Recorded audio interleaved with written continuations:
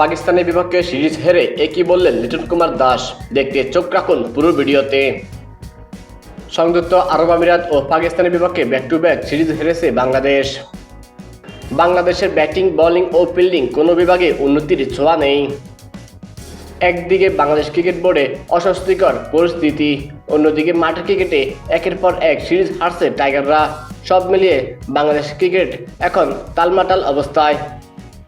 পাকিস্তানের বিপক্ষে প্রথম ম্যাচে 202 রানের জবাবে ব্যাট করতে নেমে 37 রানে হারতে হয় টাইগারদের। আজকে দ্বিতীয় ম্যাচে পাকিস্তানের বিপক্ষে হেরে সিরিজ হেরেছে বাংলাদেশ।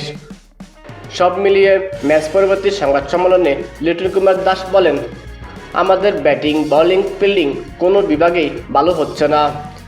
আমাদের 3 বিভাগেই আরও উন্নতি করতে হবে।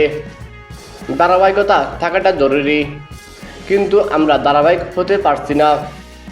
অধিনায়ক হিসেবে ব্যাক টু ব্যাক সিরিজ হারাটা সত্যি খারাপ লাগছে।